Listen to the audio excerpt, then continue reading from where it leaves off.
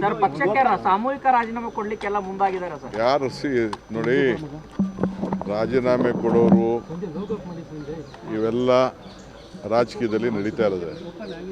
ರಾಜೀನಾಮೆ ಕೊಡೋರ ಬಗ್ಗೆ ಯಾರು ತಡೆಯೋಕ್ಕಾಗಲ್ಲ.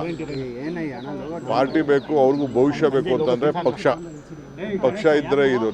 ನನಗೆ ರಾಜೀನಾಮೆ ಕೊಡ್ಬೋದಾಯ್ತಲ್ಲ. ನಾನು ಧರ್ಮ್ ಸಿಂಗ್ ಕಾಲದಲ್ಲಿ, ಬೇರೆ ಕಾಲ ಸಿದ್ದರಾಮಯ್ಯವ್ರ ಕಾಲದಲ್ಲಿ ಎಲ್ಲ ನನ್ನ ಮಂತ್ರಿಗೆ ತಪ್ಪಿಸ್ತಾರಾದಾಗ ನಾನು ಪರಮೇಶ್ವರ್ ಇಬ್ಬರು ತಾಳ್ಮೆಯಿಂದ ಇರಲಿಲ್ವಾ?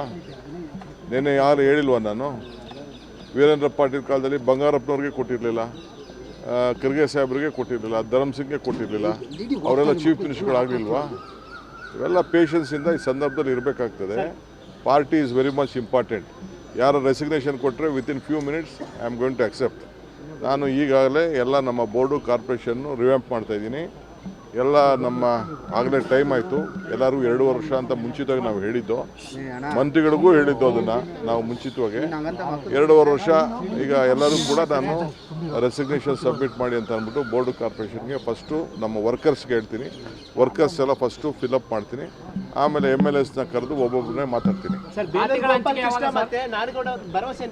ನಮ್ಮ ಕಾರ್ಯಕ್ರಮಗಳನ್ನು ನೀವು ನೋಡ್ತಾ ಇದ್ರೆ ನಮ್ಮ ಚಾನೆಲ್ ಅನ್ನ ಸಬ್ಸ್ಕ್ರೈಬ್ ಮಾಡಿ, ಪಕ್ಕದ ಬೆಲ್ ಐಕಾನ್ ಒತ್ತಿ ನಮ್ಮನ್ನ ಬೆಂಬಲಿಸಿ. ಹಾಗೆ ನಮ್ಮ ಕಾರ್ಯಕ್ರಮಗಳನ್ನ ಲೈಕ್ ಮಾಡಿ, ಕಮೆಂಟ್ ಮಾಡಿ, ಅದನ್ನ ಬೇರೆಯವರಿಗೂ ವಾಟ್ಸ್ಆಪ್ ಮೂಲಕ ಶೇರ್ ಮಾಡಿ. ನೀವು ಹೀಗೆ ಮಾಡಿದಾಗ ನಮ್ಮ ಚಾನೆಲ್ ಮತ್ತಷ್ಟು ಜನರಿಗೆ ತಲುಪಲು ನೀವು ನಮ್ಮೊಂದಿಗೆ ಸಹಕರಿಸಿದ ಹಾಗಾಗುತ್ತೆ. ಇದು ನೀವು ಯಾವುದೇ ಖರ್ಚಿಲ್ಲದೆ ಕೆಲವೇ